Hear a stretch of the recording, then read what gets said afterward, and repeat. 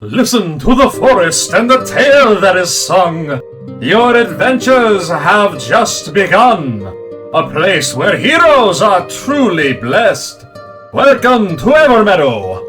What is your quest?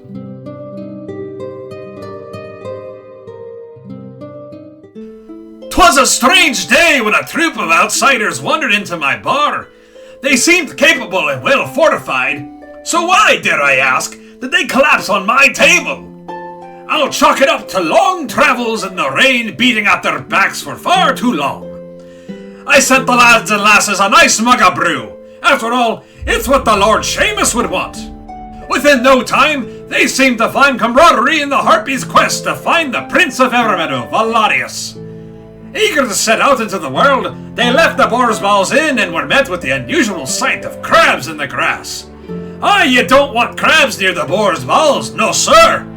With curiosity in their hearts, they marched across the lands to the forest in the north, and found a wee little curio.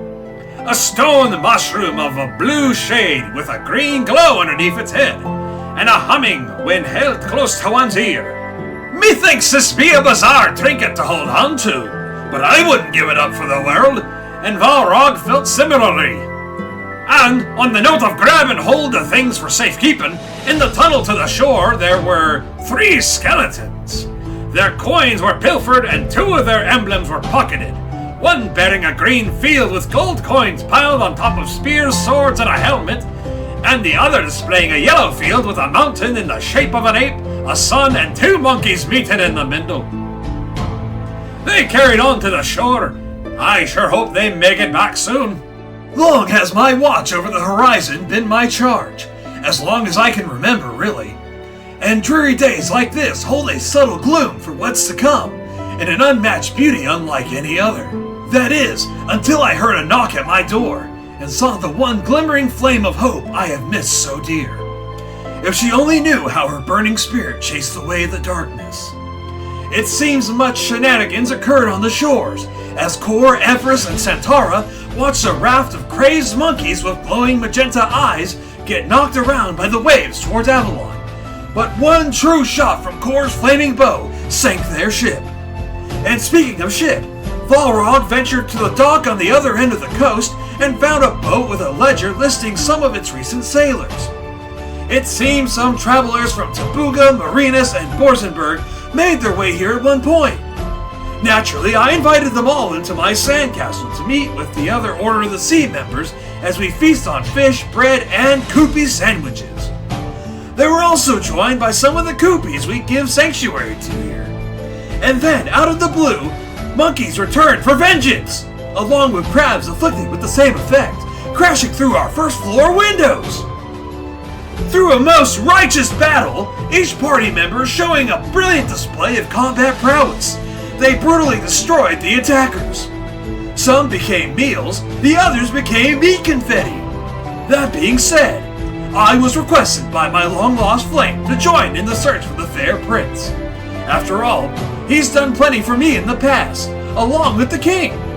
And then, suddenly, a terrifying roar is emitted across the ocean.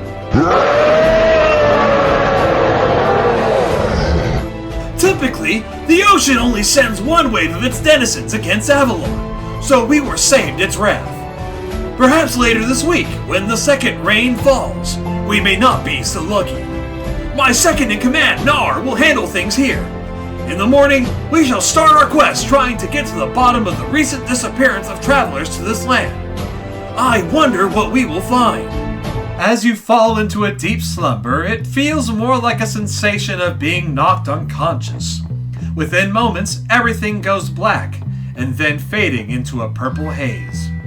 You appear as though you are in a dream, yet why are the other party members joining you for this? They appear ethereal and faded, yet you all witness the same thing. You are inside of a cottage where a lovely family is enjoying a meal, where one of the family members has their nose pressed against the window. The black and red duster they wear is gently swaying back and forth as they eagerly are awaiting something along the road. As soon as what the gentleman desires is in sight, he swiftly dashes out of the house towards a small party of adventurers. The family looks cheerful at first, but their merriment turns to concern not long after.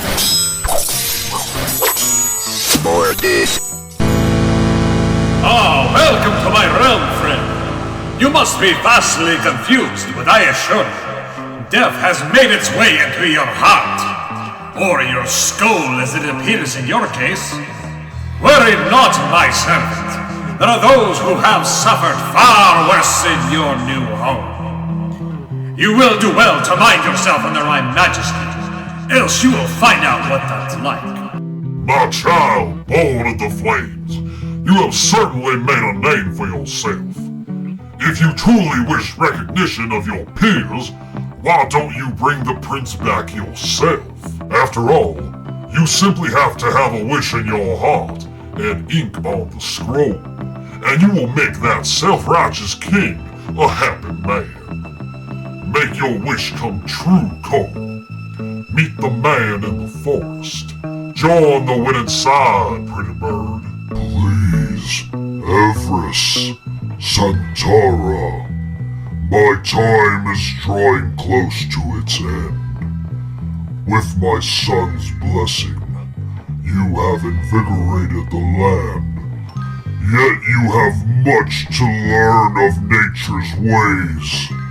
Your hearts are in the right place. Please, return mine.